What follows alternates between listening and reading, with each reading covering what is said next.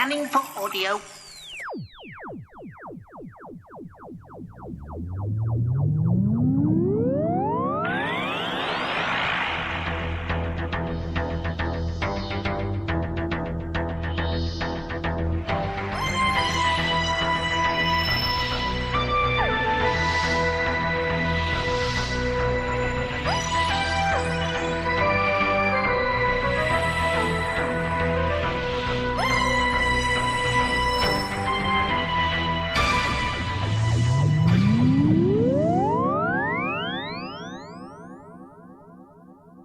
Welcome to a Tin Dog podcast. Now, as you've already experienced number 1 and number 2 of my Great Big Finish review, number 1 to number 50, I just thought it was fair that I would cover the big finishes that I've missed out of late. What you may have missed, because let's face it, if I'm talking about the old stuff, we might miss out some corkers that we've missed of late. Now, there was a trilogy around the November time. In fact, to be honest, there's been a few. Everyone fixated on the light at the end of the tunnel, but that's only because we've kind of missed other stuff.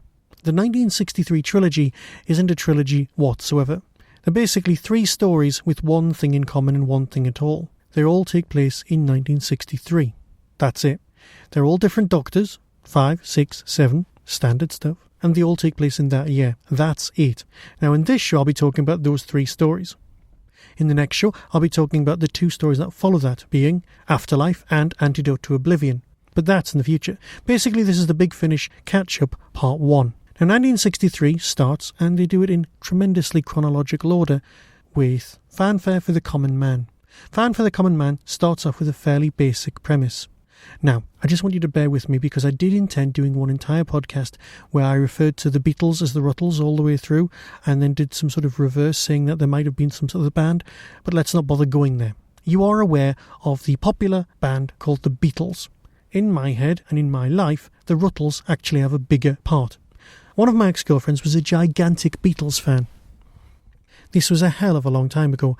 But you know when you're going out with someone and they've got a passion like that, it kind of seeps into your soul and you end up knowing facts, whether you want to or not? Well, that's what happened to me. I know quite a lot of nonsense about the Beatles. Pointless facts. Stuff I never thought I would ever need. I would never need them until I listened to this. Because it's great, right? Oh, straight off, all 3 of these are fantastic. You're not going to get any arguments out of me about how bad some of them are, or how great, how some of them are less than brilliant, how Big Finish isn't as good as it once was, or how the TV Doctor Who is just nowhere near, is just far superior to these. It's not. Big Finish rocks. These 3 are superb. Basic premise of the first story is that someone has turned up and is messing about with time. It's the 5th Doctor and Nyssa, again, 1 Doctor, 1 companion. Split them up, so you've got pseudo-companion with the Doctor, and then you've got Nyssa trapped in time at an earlier period in history, trying to work it out. You've also got, basically, well, I don't really want to say that much more. Suffice to say that the Beatles have been replaced by 3 people who are the Common Men. Now, as Doctor Who fans, of course, you've heard of John Smith and the Common Men from Susan's original throwaway reference in An Unearthly Child. Something as simple as that has managed to get into Doctor Who, and an entire story has been woven around it. Of course it wouldn't be a Doctor Who Beatles story without some songs, and this has got some storming songs. Songs good enough to have been written by Neil Innes or John Lennon.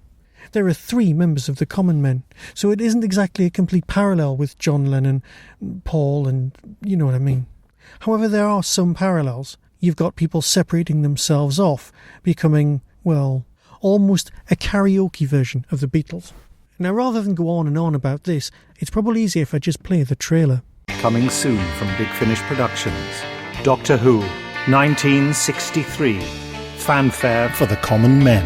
Ladies and gentlemen, welcome the year's top pop sensation. This is what I was talking about, Nyssa.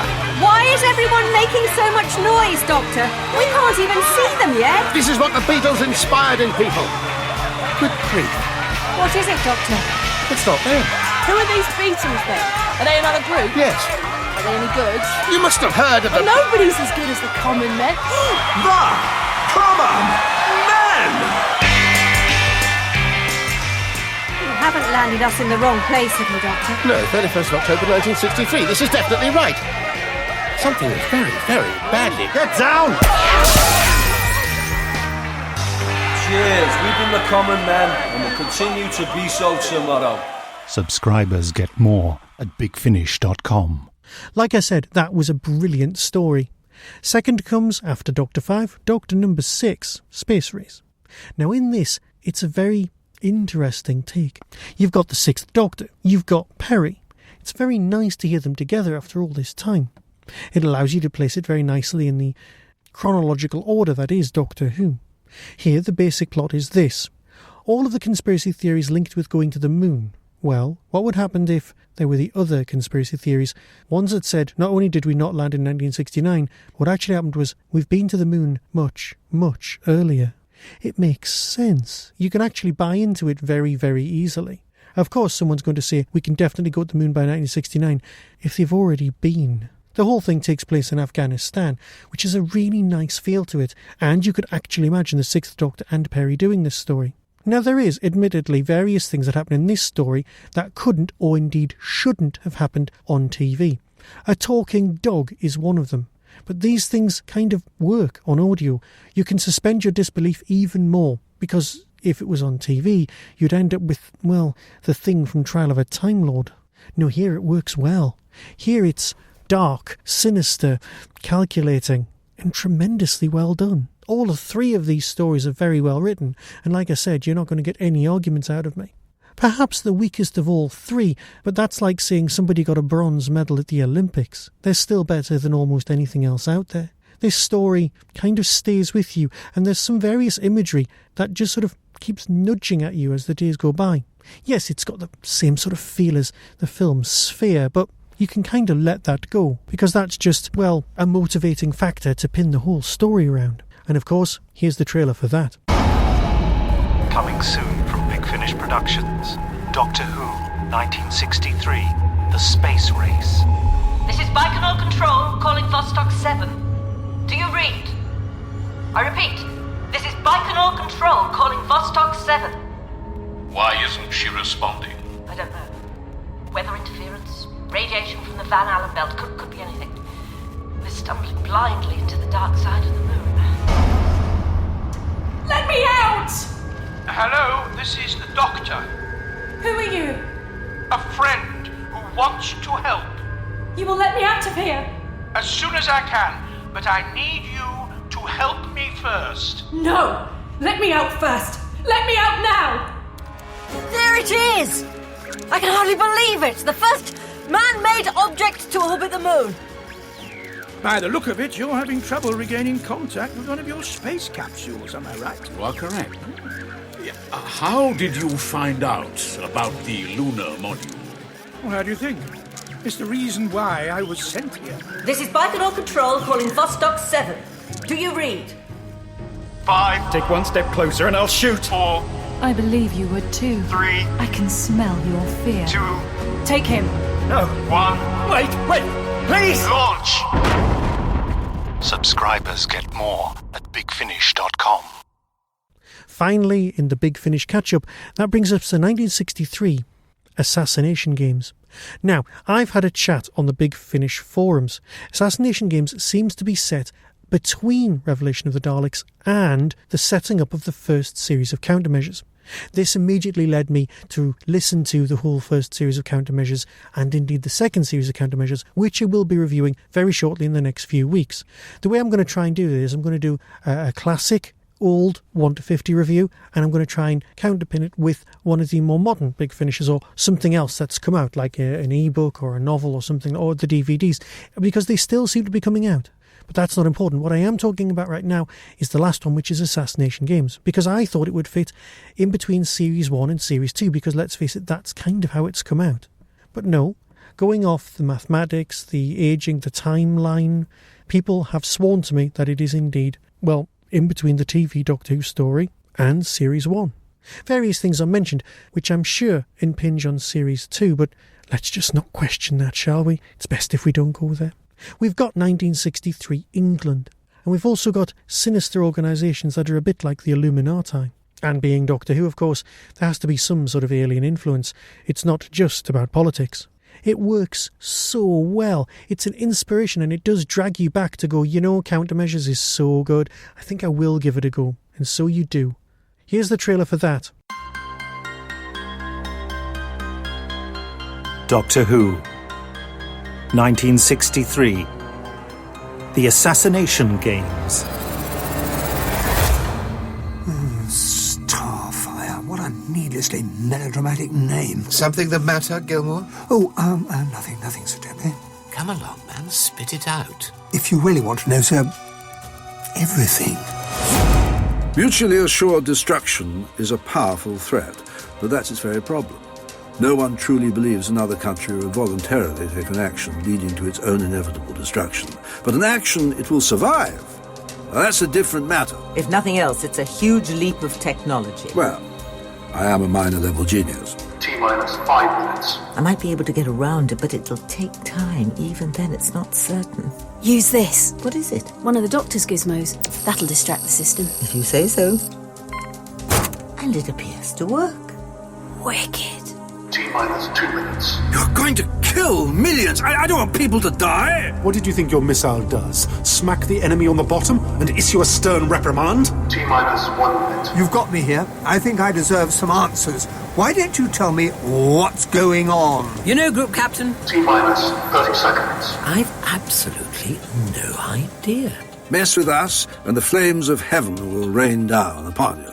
Hence the missile's name. I've taken the fires of the gods themselves. You're a modern Prometheus. Quite. I just blow things up. Though I'd prefer it if you didn't feel the urge to blow up a nuclear missile. T-minus 10. Who are you? No one of consequence. Whoever you are out of your depth.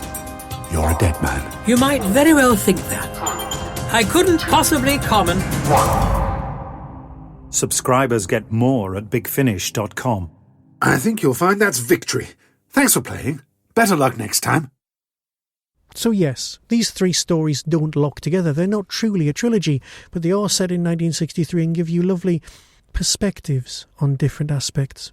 Yes, time is locked in the first Peter Davison story, and by the time it gets to the 6th and 7th Doctors, that all sort of gets forgotten. The songs are fantastic in the first one, but the characterizations in the second are superb. You've got spy thrillers running in the second and third story, and Countermeasures, well, that's just fantastic. It's Torchwood done well. It's Unit with a heart. It's just, well, fantastic. So I'll leave part 1 now and head over to part 2, which will be with you in the next couple of days. So until next time, be seeing you.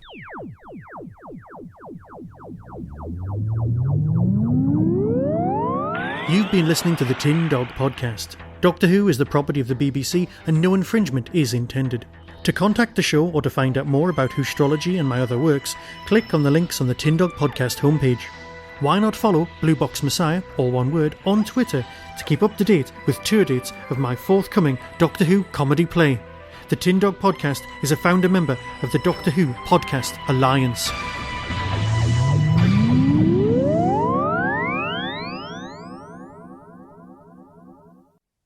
Ouch, you're breaking my heart. Ouch, I'm falling apart. Ouch, ow, ow, ouch.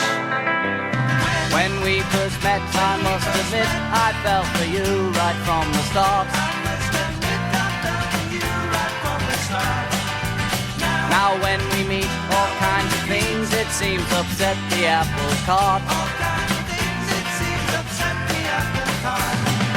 Ouch, don't desert me. Ouch, please don't hurt me. Ouch, ow, ow, ouch. What is this thing called love? Why do they say it makes the world go round? I can't explain the way I feel for you. My feet don't touch the ground. Ouch, don't desert me. Ouch, please don't hurt me. Ouch, ow, ow, ouch. When we first met, I must admit, I fell for you right from the start. Now when we meet, all kinds of things, it seems upset the apple cart.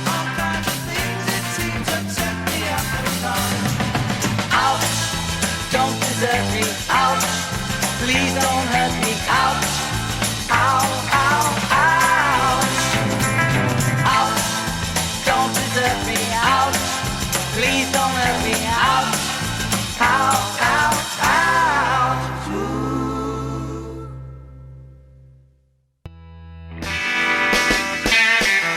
Well, who is that man? The man who has a plan. See the danger in his eyes. It'll twist your soul away. Don't listen to his lies, or he'll turn your night.